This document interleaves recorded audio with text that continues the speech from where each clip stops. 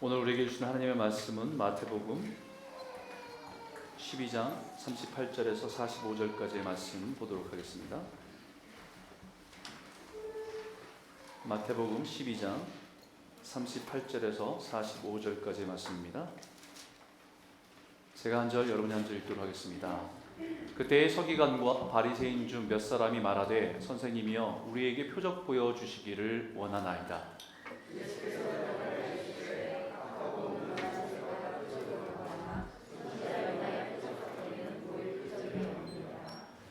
요나가 밤낮 사흘 동안 큰 물고기 뱃속에 있었던 것 같이 인자도 밤낮 사흘 동안 땅속에 있으리라.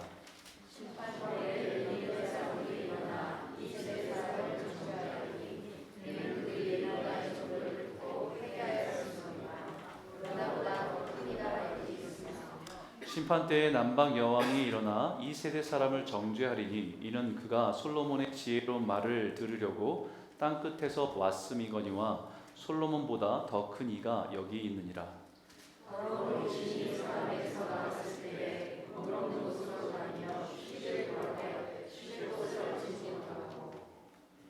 이에 이르되 내가 나온 내 집으로 돌아가리라 하고 와 보니 그 집이 비고 청소되고 수리되었거늘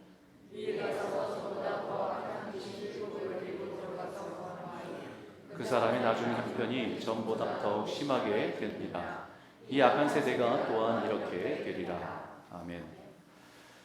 여러분 스페인의 북부의 칸타브리아 지방에 산탄데로 델 마르라고 하는 곳이 있다고 합니다. 저도 가보진 않았기 때문에 그런 곳이 있다고 하는데 거기가 굉장히 유명합니다. 유명한 이유는 그곳에 알타미라 동굴이라고 하는 것이 있대요. 이 동굴이 그냥 흔한 여러 가지 동굴이 있는데 여기에는 특별히 15,000년 전에 선사시대 때 살았던 사람들이 그 동굴의 벽에다가 자신들이 생활들을 그림으로 이렇게 그려놓은 것들이 남아있다고 합니다. 이것이 오랜 세월이 지났음에도 불구하고 선명하게 그 증거들이 있고 그 그림들이 있어서 그때 사람들은 이렇게 사나하고 살았구나, 그때 사람들은 이런 동물들과 함께 어우러져 살았구나, 이런 모습들을 많이 유추할 수 있었고 볼 수 있다고 합니다. 그래서 이것이 1985년에 유네스코 세계문화유산으로 등록되어 있을 정도로 역사적이고 또 예술적인 가치를 인정받는 그러한 곳으로 평가되고 있습니다. 이곳에 보면 여러분 사진을 보듯이 여기에는 여러 동물들의 그림들이 있습니다. 지금 존재하지 않는 동물들의 모습도 있고 지금 여전히 존재하는 동물들의 모습도 있고 그 동물들을 어떻게 수렵하고 살았는지 그 모습들이 생생하게 다 그려져 있다고 해요. 그런데 여기는 그 당시에는 문자가 있는 건 아니니까 어떤 문양들을 통해서 그들의 의사를 표현한 문양들이 많이 곳곳에 있다고 해요. 그래서 그것을 그 문양들이 무슨 뜻일까라고 해서 많은 고고학자들이 그 문양들을 해석하는 가운데 있는데 어떤 특별한 문양에는 그것을 해석하고 나니까 너무 어이가 없었던 겁니다. 그 문양이 무슨 뜻인가 해석하고 나니까 그 뜻이 요즘 애들 버릇없다 이런 뜻이었대요. 요즘 애들 15,000년 전에도 요즘 애들 버릇없다 이런 뜻이 그 문양으로 표현됐다는 겁니다. 이게 이때뿐만 아니라 기원전 BC 1700년경에 수메르의 점토판, 이것을 글로 남긴 겁니다. 그러니까 명확하게 글이 해석되고 그 내용이 무엇인지를 우리가 알 수 있는 증거인데 거기에는 무슨 내용이냐면 요즘 젊은이들 너무 버릇없다, 이 내용이 명확하게 있답니다. 아버지와 아들의 대화가 계속 이어지고 그 대화 속에서 요즘 젊은이들 너무 버릇없어, 이런 내용이 그 안에 쓰여져 있다는 거죠. 아마도 이런 세대 간의 차이는 요즘에 일어난 일이 아니라 15,000년 전이나 3,000년 전이나 100년 전이나 오늘이나 어른 세대와 젊은이들 세대 안에는 늘 갈등이 존재했다, 이걸 말해주는 거죠. 그것은 비슷한가 봐요. 사람 사는 모습들이 세대 간의 차이, 세대 간의 갈등은 늘 존재해왔다는 것을 말해줍니다. 한 세대, one generation, 그 세대는 한 사람이 태어나서 자기의 2세가 태어나기까지의 세대를 한 세대라고 부릅니다. 나라마다 그 나라의 역사 속에서 여러 가지 변화를 겪기 때문에 그 세대 간의 특징들이 있습니다. 우리가 떠나온 조국 대한민국에는 분명한 역사적인 그런 흐름의 변화들이 있죠. 여러분의 세대하고 본다고 한다면 아마 전후 세대, 6.25 전쟁이라고 하는 그 전 세대와 6.25 전쟁 이후의 세대는 극명하게 달라집니다. 그 세대 속에 나눠진 그 세대, 전후 세대를 또 일명 뭐라고 부르냐면 베이비 부머 세대라고 부릅니다. 왜냐하면 전쟁의 그 긴박함 속에서는 애를 낳을 수 없고 또 긴장 속에 살았지만 이 전쟁이 다 끝나고 나서 그 아이들이 많이 출산하게 되는 그런 형태의 세대들이 이루어졌던 것이 전후 세대고 베이비 부모 세대고, 오늘 이 자리에 계신 분 중에서는 60대 이상 되시는 분들이 그 세대에 해당되는 분들입니다.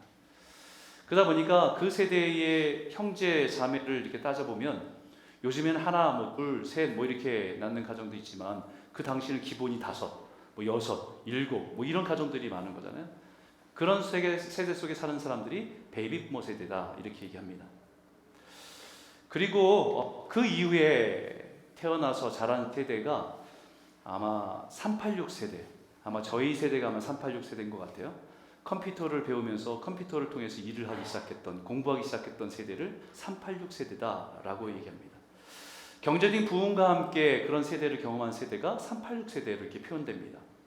그리고 저희를 살짝 넘은 세대가 이제 X세대라고 불렸어요. 부모님들의 열심히 일한 수고로 경제적인 풍요를 누리고 풍요 속에서 태어난 세대. 그러다 보니까 그 세대가 너무 자유분방해서 이 세대를 뭐라고 말하기가 어렵다고 해서 X세대라고 얘기했습니다. X세대. 그 X세대의 자녀 세대가 밀레니엄 세대, M세대입니다. 밀레니엄 세대, M세대. 그래서 요즘에 최근에 우리가 너무 이렇게 세대 간의 차이들이 너무 심해서 MZ세대라고 하죠. MZ세대. MZ세대는 밀레니엄 그리고 X세대의 자녀 세대인 Z세대가 합성된 단어예요. MZ세대라고 해요.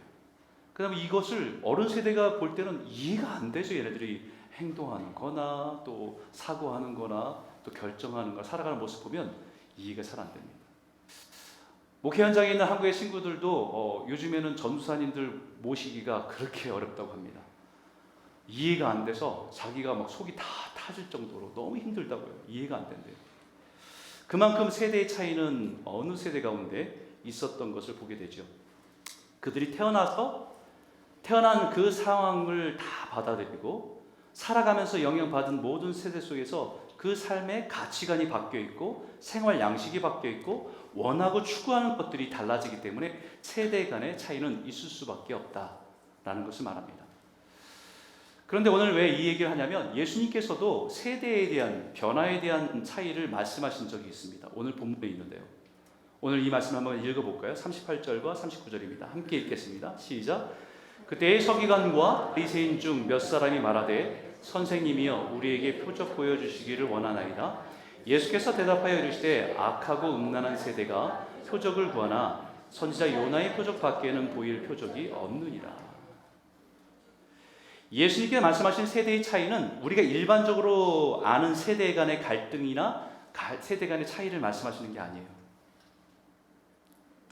시대적인 상황과 환경에서 영향을 받아서 가치관과 생활 양식이 달라지는 것에서 오는 것을 말씀하시는 것이 아니었습니다. 같은 세대를 살아도 세상으로부터 영향을 받아서 죄악된 세상으로부터 영향을 받아서 변하고 있는 세대에 대해서 말씀하고 있는 것입니다. 사회의 변화에 따라서 X세대냐 아니면 MZ세대냐 이것을 말씀하시는 것이 아니라 영적으로 악하고 음란한 세대다라고 말씀하세요. 악하고 음란한 세대. A wicked and adulterous generation. 저는 이것을 설교 준비하면서 MZ 세대 이렇게 약자를 붙인 것처럼 이것도 표현하기를 이렇게 표현했으면 좋겠어요. WA 제너레이션. 와, 제너레이션. 이게 놀래서 와가 아니고 너무 험악해서 그것을 와, 한숨이 쉬어지는 제너레이션이에요. 이건 제가 만든 거예요. 여러분 사역자하고 아무 관계 없습니다. 여러분 이해하기 좋게 나중에 끝나고 나서도 생각하시라고. 여러분 세상에서 일어나는 악한 일을 보면 너무 놀래잖아요, 그죠? 기분 좋게 와 하는 게 아니고요. 와, 어떻게 이럴 수 있지?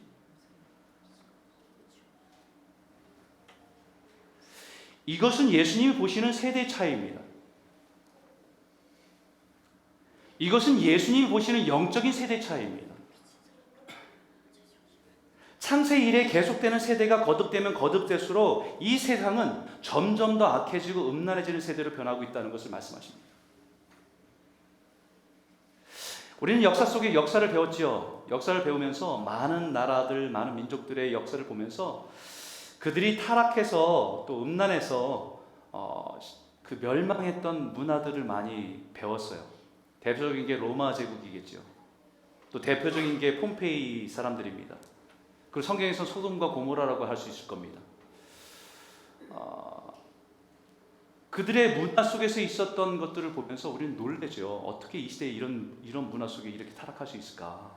황제조차도 동성애에 빠져 있고, 로마 사람들이 먹을 것을 계속 먹지 못해서 한탄하고, 깃털로서 먹은 것을 다시 토해내고 또 먹고 하는 그 세대. 그것을 보면서 어떻게 이렇게 타락할 수가 있지? 폼페이의 유물전이라고 하는 곳을 찾아가 보면 그들의 모습 속에서 얼마나 성적으로 타락해 있는 모습을 보면서 정말 심각했구나.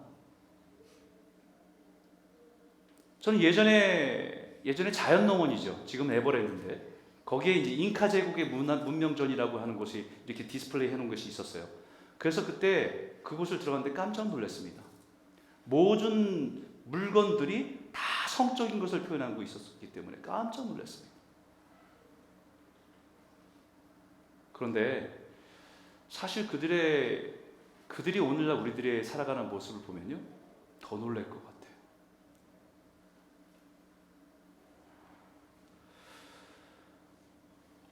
그들이 살았던 삶의 모습을 보면서 그들이 타락했기 때문에 심판받아 마땅하다고 얘기했지만, 그들이 오늘날 우리들의 삶을 보면 우리 삶의 주변에 둘러치고 있는 모든 세상의 것들을 보면 더 놀랄 겁니다.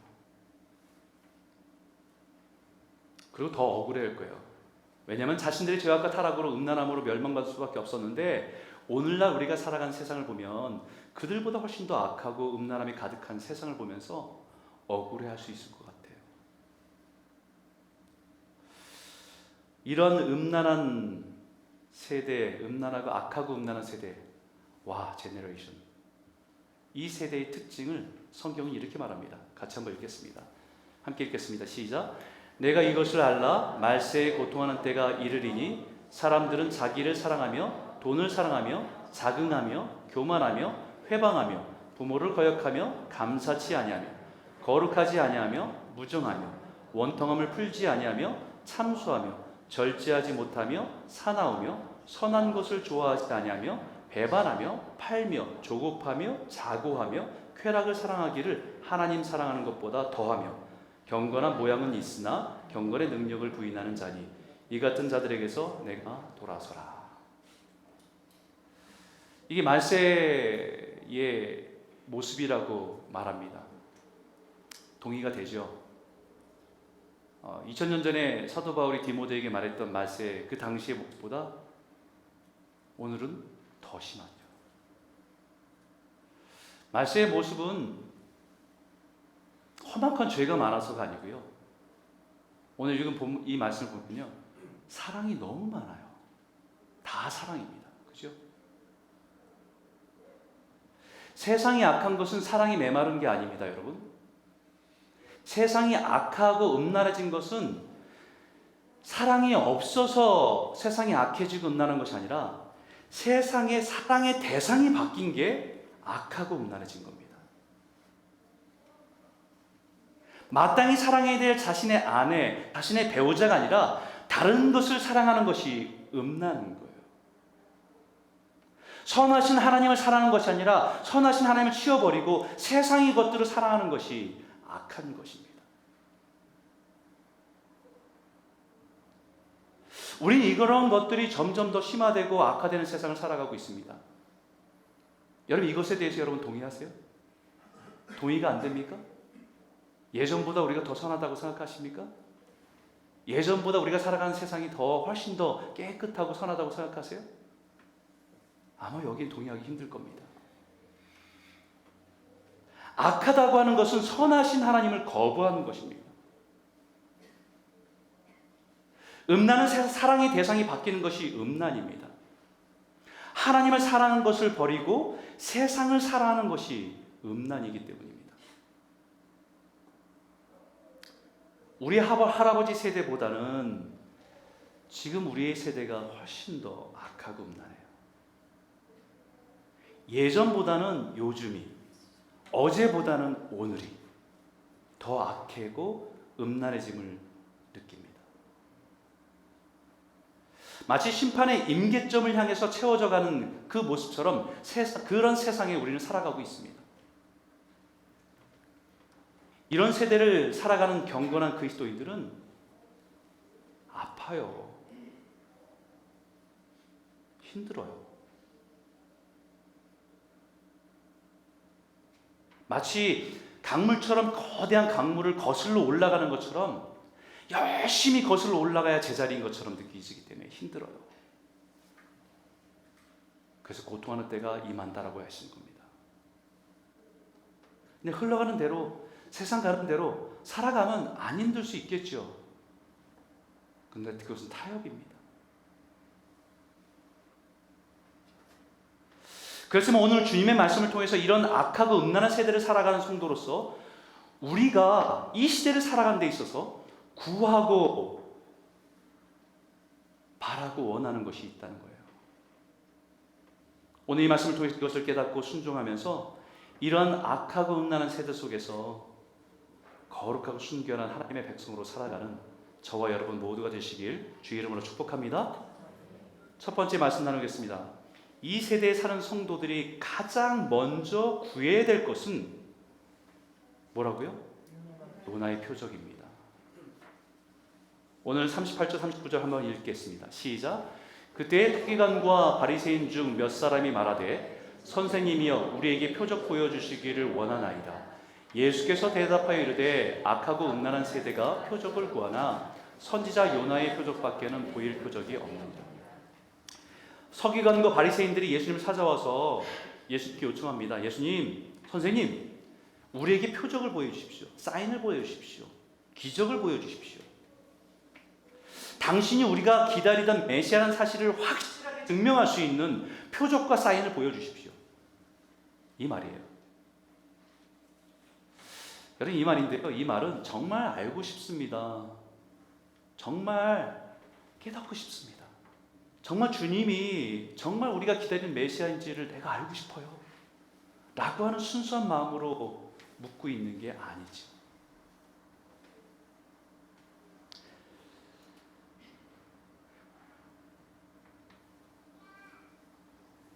그런 마음을 아시는 주님께서, 예수님께서 그들의 마음을 정확히 아시기 때문에 그들을 향해서 이렇게 말해요.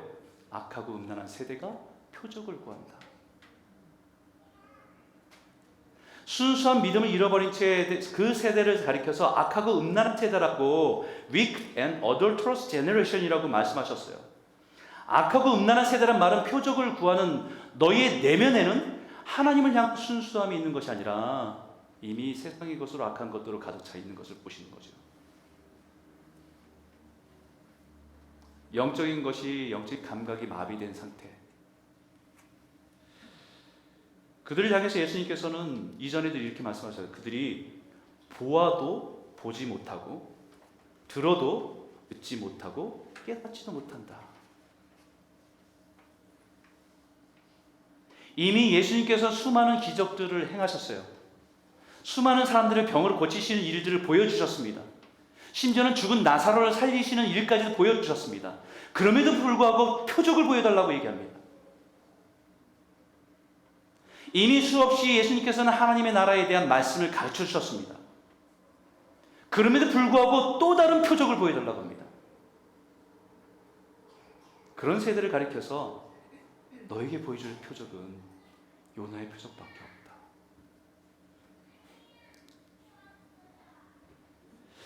보지 못해서 믿지 못하는 것이 아니죠. 보았습니다. 듣지 못해서 믿음이 없는 것이 아닙니다. 이미 수없이 들었어요.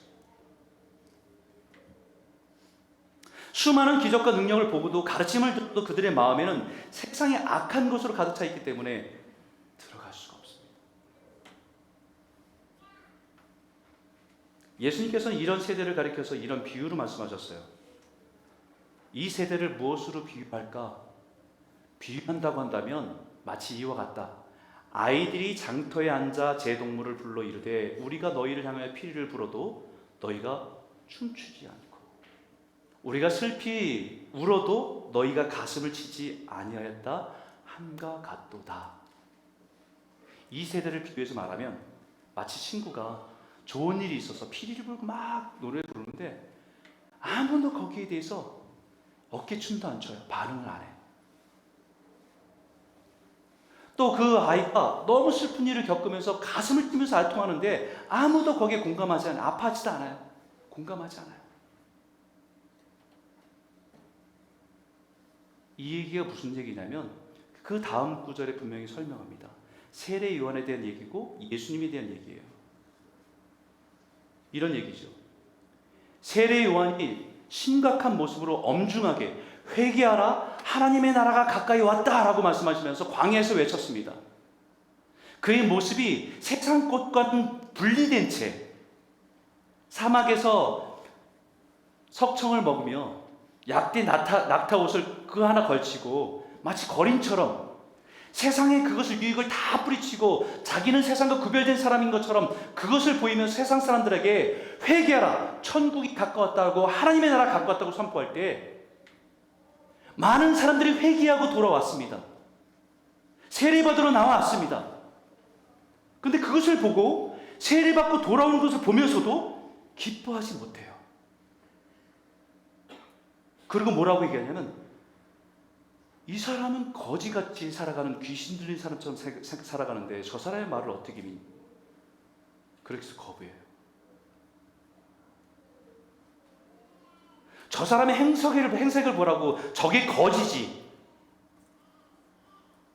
귀신 들린 사람이지. 저 사람의 말과 저 사람의 능력을 어떻게 믿냐고 거부해요. 근데 반대로 예수님께서는 오셔서 동일한 말씀을 전합니다. 회개하라 하나님의 나라가 가까이 왔느니라. 회개하라 천국이 가까웠느니라 말씀하고 예수님은 죄인들과 세리들과 같이 먹고 마시면서 그들과 함께 그 기쁨을 즐겼습니다.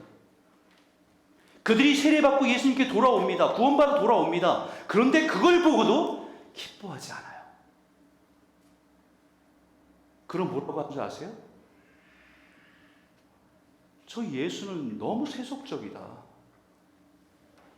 죄인들과 같이 먹고 마시고 즐기지 않냐.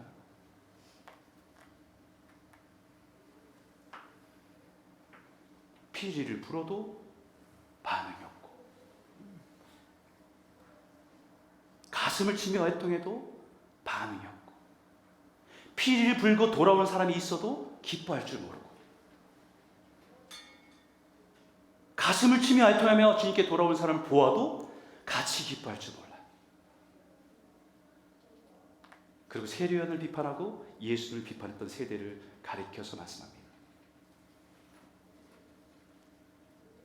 무슨 얘기예요? 영적인 감각이 고장났다.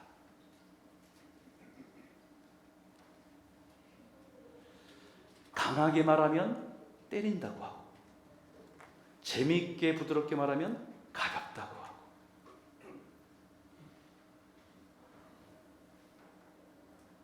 영적으로 반응할 수 없게 되었다. 그런 세대를 가리켜 와 세대 위크 제너 adulterous generation.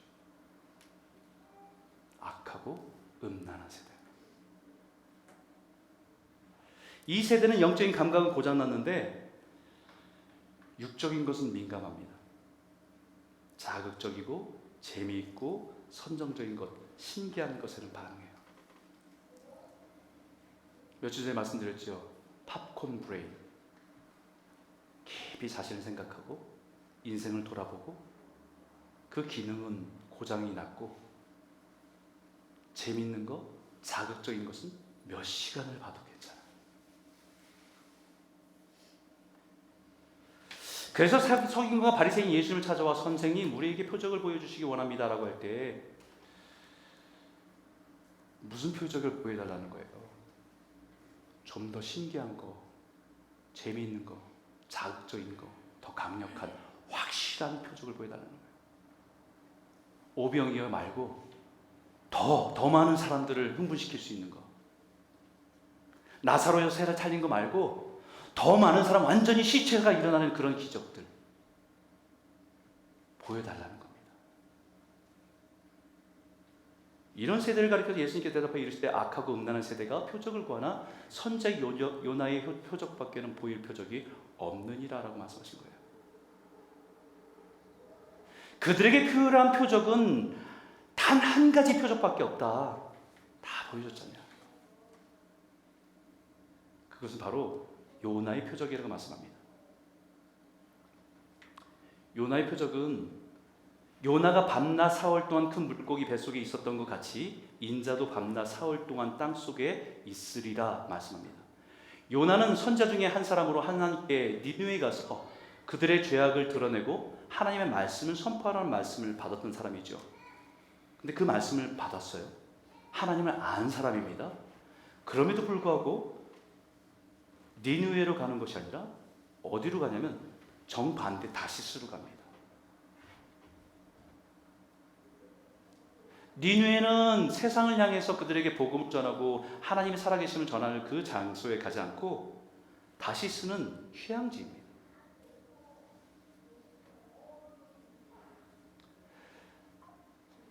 그러다가 물고기 뱃속에 들어가서 3일 동안의 죽을 고비를 넘기고 회개하고 다시 물고기가 뱉어서 니느웨에 가서 복음을 전할 때 니느웨 회개 운동이 일어나는 것을 보게 되는 거죠.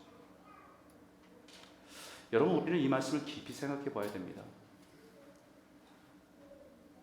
요나는 하나님의 말씀을 아는 사람입니다. 심지어는 들었습니다. 깨달았습니다. 하나님이 니느웨를 가서 복음을 전하라고, 하나님 말씀 전하라고, 심판의 메시지를 전하라고. 그럼에도 불구하고 자기 생각으로 거부하고 세상을 향해 달려가는 사람이었어요. 하나님의 말씀을 몰라서도 아니고 하나님 말씀을 알지만 하나님 말씀대로 살고 싶지 않아서 니느웨가 아니라 다시스로 방향을 틀어서 간 사람이에요. 그리고 거기 딱 자기에게 맞는 합리화시키는 이유를 찾죠. 봐라, 가니까 딱 배 준비되어 있어요. 시간이 너무 많은 거예요. 그리고 우편을 줘서 배를 탑니다.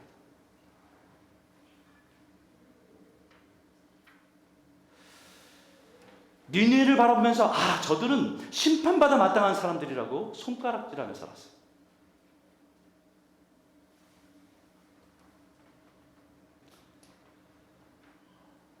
그런 요나가 3일 동안 물고기 뱃속에 있던 것처럼 죽음을 통과하는 것이 회개입니다. 나의 죄악된 자아를 깨닫고 악한 자아의 죽음을 선포하는 것이 회개이고 요나의 표적입니다. 오늘날 우리가 구해야 될 표적이라고 말해요.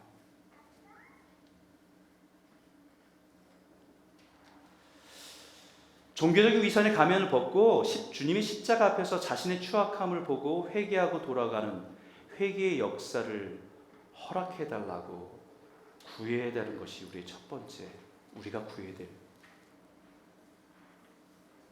것이라고 말합니다. 지금 우리가 살아가는 세상에서 얼마나 많은 사람들이 그와 같습니까? 마치 마녀 사냥하듯이 누군가 하나 문제가 드러나서 그 사람이 이슈가 되면 우리는 너무 많은 손가락질로 그 사람을 비난하고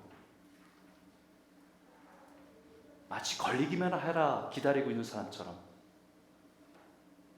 비난하면 할수록 자신이 의로움이라고 하는, 자기는 괜찮은 사람이라고 하는 위선의 가면을 쓰기가 너무 좋잖아요.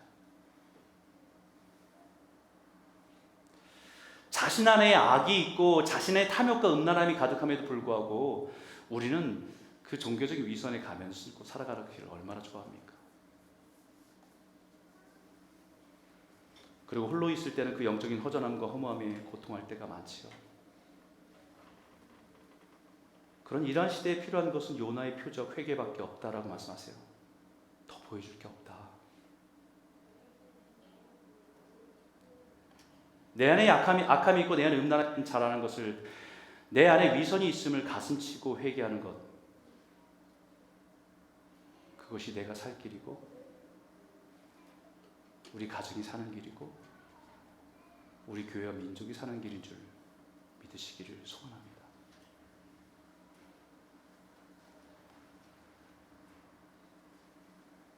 41절에 보면 심판 때 니느웨 사람들이 일어나 이 세대 사람을 정죄하리니 이는 그들이 요나의 전도를 듣고 회개하였으니거니와 요나보다 더 큰 이가 여기 있으며. 니느웨 사람들은 하나님의 말씀이 뭔지도 모르는 사람들이에요.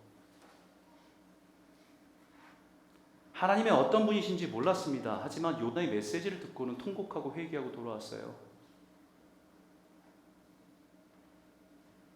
무엇이 죄인지 알지 못해 죄를 범하던 그들이 자신의 삶이 요나 선지자의 죄에 대한 심각성을 선포할 때 죄에 대해서 깨닫고 회개했습니다. 그리고 그들이 회개하고 돌아왔습니다. 이것은 표적입니다. 이것을 보고 우리가 제일 기뻐해야 될 사람들이에요.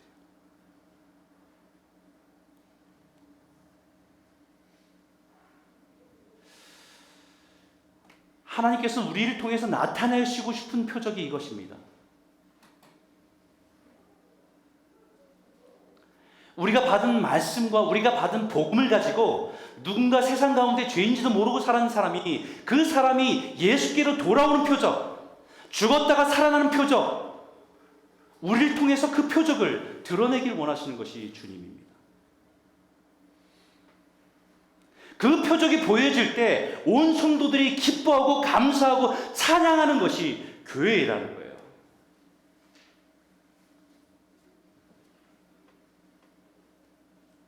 우리가 원하는 것을 얻어서, 내가 원하는 위치에 올라서 하나님 내 인생이 그렇게 축복해 주셨습니다라고 그것을 박수치며 기뻐하는 것이 아니라, 죄악 가운데 사는 사람들이 예수의 복음 앞에, 십자가 앞에 돌아오는 걸 보면서 그것을 제일 기뻐해야 될 사람들이 교회라는 것입니다.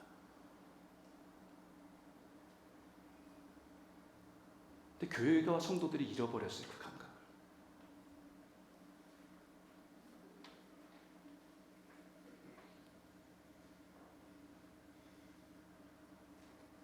사랑하는 성도 여러분, 저와 여러분의 삶의 증거를 통해서 위선적인 신앙이 회개하고 돌아오는 표적, 하나님을 부정하고 살았던 사람이 하나님께 회개하고 돌아오는 표적, 그것이 우리 가운데 드러나고 그것을 통해서 하나님을 높이며 함께 기뻐하는 교회와 성도가 되기를 주의 이름으로 축원합니다. 두 번째는요, 이 세대를 살아가는 성도가 구해야 될 것은 하나님의 지혜입니다. 42절의 말씀인데 같이 한번 읽겠습니다. 시작. 심판 때에 남방 여왕이 일어나 이 세대 사람을 정죄하리니 이는 그가 솔로몬의 지혜로운 말을 들으려고 땅 끝에서 왔으므로니와 솔로몬보다 더 큰 이가 여기이니. 여러분, 지혜의 왕이라고 하면 솔로몬을 우리는 떠올립니다. 솔로몬의 지혜의 소문이 그 당시에도 온 세계에 다 퍼져서 많은 사람들이 솔로몬을 만나고 싶어 했어요. 과연 어디서 이런 지혜가 얻었을까?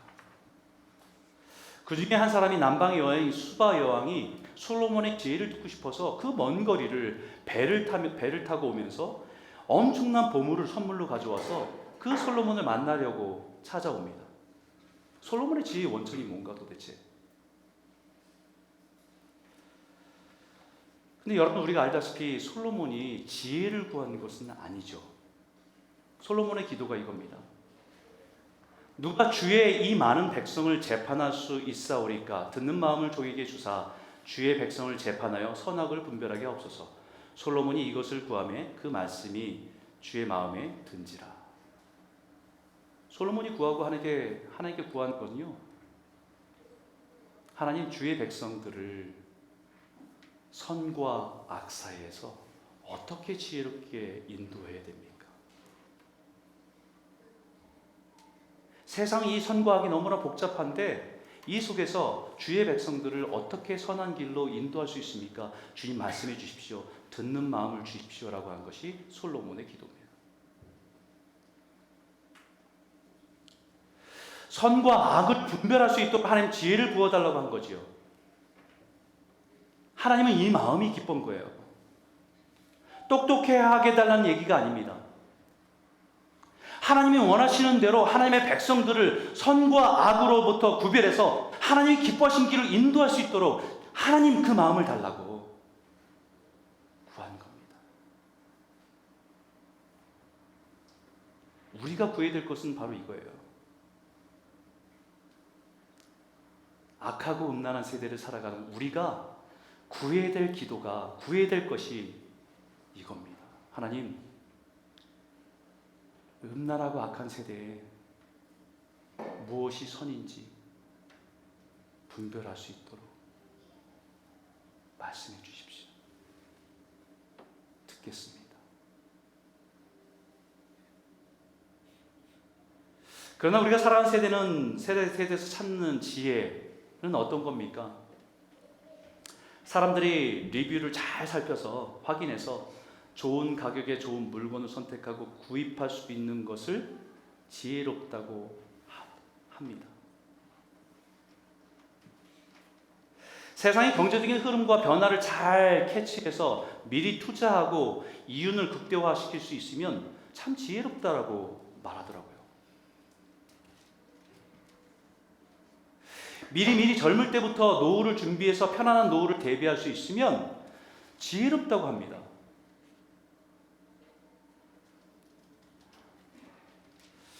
이 악하고 음란한 세대에서는 그런 지혜를 찾고 배우기 위해서는 엄청난 돈을 투자해서라도 배우려고 합니다. 이런 영역 속에 있는 사람과 한 끼 식사를 하기 위해서 몇만 불, 몇십만 불을 아낌없이 투자해요. 그러나 솔로몬에게 지혜를 듣기 위해서 찾아갔던 스바 여왕은 우리에게 오히려 묻습니다. 솔로몬의 지혜의 원천을 봤더니 그가 하나님을 알고 하나님으로부터 듣는 것으로부터 온 건데, 하나님을 아는 백성들이 세상에서 기회를 찾고자 헤매고 있는 모습 보면 답답하다는 거죠.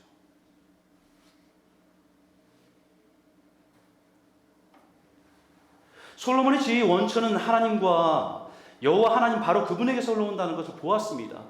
그런데 지금 우리는 그 솔로몬보다 더 큰 주님의 기적을 보고 말씀을 듣고 가르침을 들어도 우리 세상에서 지혜를 찾으려고 헤매고 있다는 거죠. 예수 그리스도가 하나님의 지혜입니다. 예수 그리스도 안에 하나님의 구원의 역사의 지혜가 있습니다. 골로새서 2장 2절과 3절에 이렇게 말하죠. 같이 한번 읽겠습니다. 이는 그들로 마음의 위안을 받고 사랑 안에서 연합하여 확실한 이해의 모든 풍성함과 하나님의 비밀인 그리스도를 깨닫게 하려 함이니 그 안에는 지혜와 지식의 모든 보화가 감추어져 있느니라. 예수께 지혜가 되시죠. 예수 그리스도가 하나님의 지혜인 줄 믿으시기를 소원합니다. 바로 이 지혜로 우리가 살아가는 악하고 음란한 세대를 살아가라고 하시는 것입니다. 어떻게 살아가야 되지? 무엇이 옳은 일이지? 이미 우리가 그 지혜를 소유하고 누리고 살아간 사람임을 잊지 말고 그 지혜를 따라서 살아가라고 말씀하고 있는 거지요. 예수님이 이미 보여주셨고 예수님이 우리에게 가르쳐 주신 대로 그 지혜를 따라 살아가는 것이 지혜롭다라고 말씀하는 겁니다. 그래서 에베소서에 이렇게 말합니다. 그런즉 너희가 어떻게 행할지를 자세히 주의하여 지혜 없는 자 같이 하지 말고 오직 지혜 있는 자 같이 하여 세월을 아끼라. 때가 악하니라. 지혜 없는 자 같이 하지 말라고 해요.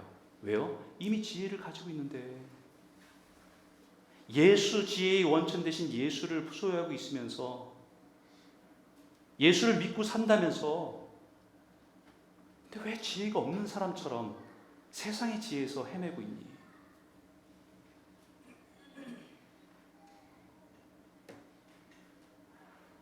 예수 그리스도를 믿고 의지하며 살아가는 성도인데 그 지혜를 의지해서 이 악한 세대를 살아가라고 말씀하는 거예요. 그런 의미에 보면 우리가 요즘에 많은 분들이 그래도 묵상하는 것에 재미도 느끼고 은혜도 누린다는 얘기를 들으면 너무 기쁘죠. 말씀을 읽고 하나님 이 말씀을 통해 나에게 주시는 마음이 뭡니까? 듣고 깨닫고 작은 거지만 그 말씀대로 살아가는 것, 그게 지혜롭게 사는 거예요. 그리고 우리에게 분명히 약속합니다. 같이 읽을까요? 함께 읽겠습니다. 시작. 너희 중에 누구든지 지혜가 부족하거든 모든 사람에게 후히 주시고 꾸짖지 아니하시는 하나님께 구하라. 그리하면 주시리라. 그리하면 주시리라. 하나님, 내가 이 시대를 살아가면서 하나님 어떻게 살아야 될지 깨닫게 해주십시오. 구하면 주시리라. 우리는 이윤을 극대화할 수 있는 10년을 내다보면서 인생을 투자하는 사람들이 아니라 거룩하고 영원한 하나님의 나라를 위해서 그 가치에 우리 인생을 투자하는 지혜로운 성도들입니다. 우리는 편안한 노후보다 영원한 사후를 준비하는 지혜로운 그 지혜를 추구하는 성도들입니다. 이 악하고 음란한 세대에 참된 지혜를 구하고 얻고 누리고 주시겠다 약속하신 그분께 매일매일 매순간 하나님의 지혜를 따라 살아가는 저와 여러분 모두가 되시길 주의 이름으로 축원합니다. 세 번째는요, 이 세대에 그리스도인이 구해야 될 것은 오직 성령 충만입니다. 43절과 45절 말씀인데 같이 읽겠습니다. 시작. 더러운 귀신이 사람에게서 나갔을 때에 물 없는 곳으로 다니며 쉬기를 구하되 쉴 곳을 얻지 못하고 이에 이르되 내가 나온 내 집으로 돌아가리라 하고 와보니 그 집이 비고 청소되고 수리되었거늘 이에 가서 저보다 더 악한 귀신 7을 데리고 들어와서 거하니 그 사람의 나중 형편이 전보다 더욱 심하게 되는지라. 이 악한 세대가 또한 이렇게 되리라. 여러분, 이 말씀이 귀신 들린 사람에 대한 이야기가 아니에요. 여러분, 마치 회개를 해서 청소한 집에 비유해서 말씀하시는 겁니다. 한번 청소한 집에 주인이 없이 텅텅 비어있는 집을 비유해서 말씀하고 계십니다. 한 번의 회개로 우리의 심령의 악한 것들을 버리고 더러운 것을 버리고 깨끗이 치웠다고 해서 끝나는 것이 아니라 정말 중요한 것은 그 집에 주인인 예수를 모시고 주인으로 모시고 살아가는 것이 중요함을 가르쳐주고 있는 겁니다. 열심히 청소해 치웠는데 주인이 없는 집에 더 악한 귀신이 들어와 점점 더 악한 일을 하고 죄악 가운데 살아갈 수 있음을 말합니다. 그 사람의 나중 형편이 전보다 더욱 심하게 되느니라. 이 악한 세대가 또한 이렇게 되리라. 우리가 살아간 세대에 이와 같은 일이 있을 수 있다. 그래서 악하고 음란한 세대라고 말합니다. 어떤 사건이나 집회를 통해서 일시적인 회심이 일어날 수 있습니다.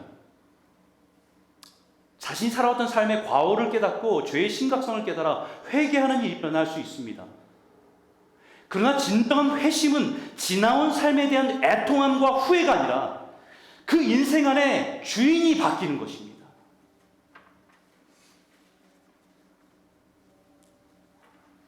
세상의 주인 됐던 삶에서 이제는 주님이 내 삶의 주인이 되어서서 그 주인에 반응하며 살아간 삶이 회개고 회심입니다. 그분의 다스림 가운데 살아가는 삶입니다. 단지 어떤 영적인 깨달음과 체험으로 자신의 영혼의 짐만 깨끗이 치우고 살아가다 보면 다시 세상의 더러운 것들과 그 집이 가득 채워질 수 있기 때문에.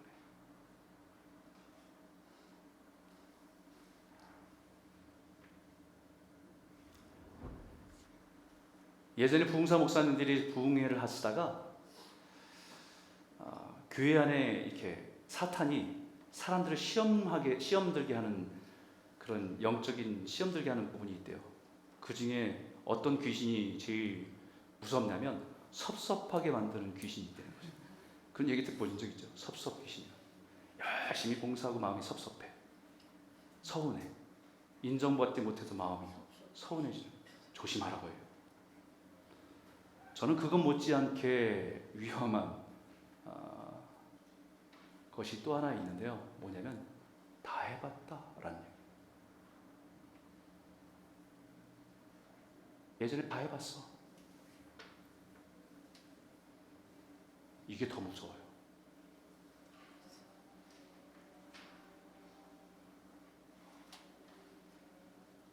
누가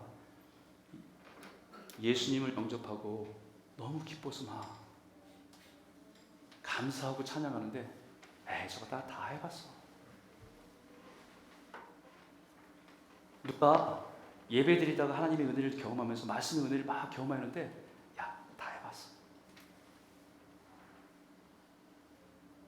그게 더 무서워요.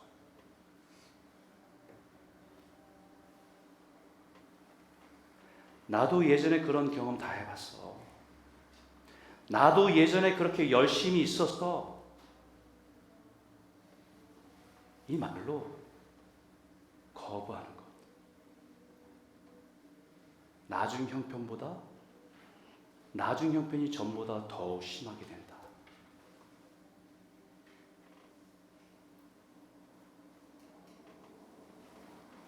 오히려 더 강팍해지고 더 악해질 수 있습니다.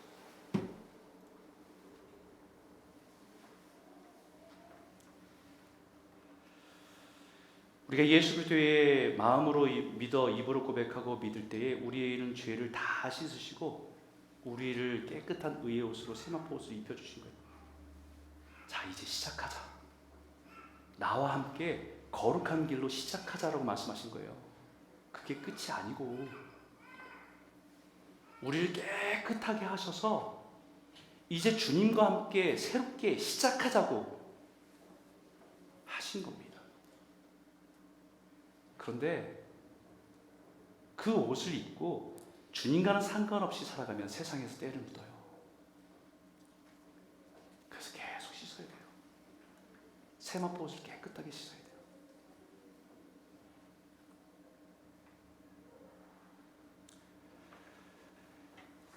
예수 그리스도의 은혜로 깨끗해진 집에 주님을 모시고 살아가는 게 중요해요.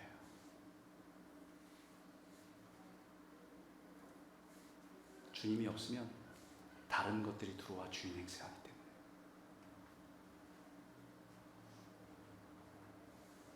그래서 우리에게 약속합니다. 같이 한번 읽어볼까요? 함께 읽겠습니다. 시작. 세월을 아끼라 때가 악하니라. 그러므로 어리석은 자가 되지 말고 오직 주의 뜻이 무엇인가 이해하라. 술 취하지 말라. 이는 방탕한 것이니 오직 성령으로 충만함을 받으라. 성령으로 충만함을 받으라. 빈집에 깨끗하게 씌워졌다고 그대로 내버려 두지 말고요. 성령님 오셔서 제 삶을 다스려 주십시오. 내 삶의 주인 되어 주십시오. 성령 충만을 구하라고. 채워져야 들어오지 못합니다. 우리가 살아가는 세상은 악하고 음란한 세대를 살아갑니다. 그래서 무엇을 구하라고 하십니까? 성령을 구하라고. 성령으로 충만하라고. 매일매일 순간순간 우리 안에 살아 역사하신 그 성령님을 의지해서 그 다스림 가운데 살아가라고. 그것을 구하라고. 저와 여러분이 깨끗해진 예수의 보혈로 깨끗해진 우리 심령 안에 성령으로 충만해서 거룩하고 순결한 성도로 살아가는 저와 여러분 모두가 되시길 주의 이름으로 축복합니다. 기도하겠습니다.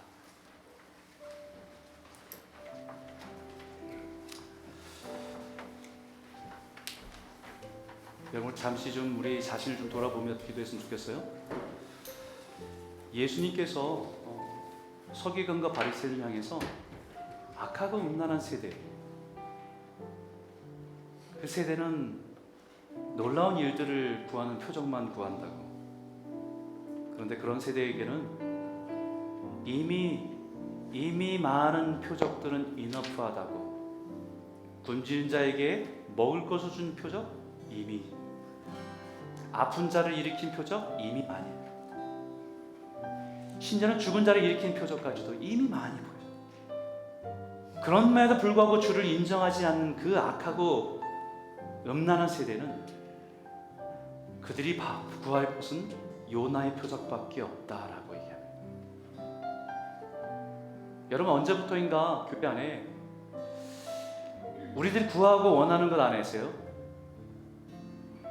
주님의 말씀 때문에 회개하고 돌아와서 예수를 믿고 돌아온 사람들을 보면서 그걸 기뻐하기보다는 내가 구하고 원하는 것을 얻어서 주님이 나를 사랑한다고 하는 그 고백들을 같이 기뻐하는 일들이 더 많아졌어요. 이미 이너프하다고 말씀하십니다. 주님 우리에게 말씀하시는, 우리에게 보여줄 표적은 요나의 표적밖에 없다. 오늘 이 말씀 앞에 우리 자신을, 하나님, 내가 예수 그리스도 안에서 십자가에서 죽을 수밖에 없었던 내 영혼이 주님 안에 다시 살게 하신 그 은혜들을 기뻐하며 그 증거로 일어서게 해주십시오. 우리가 신앙생활하면서 가장 기뻐할 것은요, 누군가 죄 가운데 살다가 예수께로 돌아온 이래 우리가 그 피리를 불 때, 축제를 할 때 같이 기뻐할 수 있는 그런 교회와 성도 되게 하여 주십시오. 그래서 하나님 이 시대에 하나님 성도가 순결해서 거룩함을 지키게 하시고 우리 마음을 주님께로 돌이키고 주님만 주로 모시고 살아가는 삶으로 돌아가게 하여 주시옵소서. 정보의 홍수 시대 속에 살아가는 그 삶에 유익이 되는 지식으로 가득한 세상에서 오직 하나님의 지혜로 이 시대를 험한 것과 영원한 것을 분별하며 살아갈 수 있는 지혜를 가지고 살아가게 하여 주시옵소서. 매일매일 하나님 말씀과 성령으로 충만하여 하나님이 선하시고 기뻐하시고 온전한 뜻이 무엇인지를 깨달아 그 뜻을 따라 순종하며 살아가는 저희들 되기 원합니다. 우리 한번 같이 한번 기도하기 원합니다. 함께 기도하겠습니다.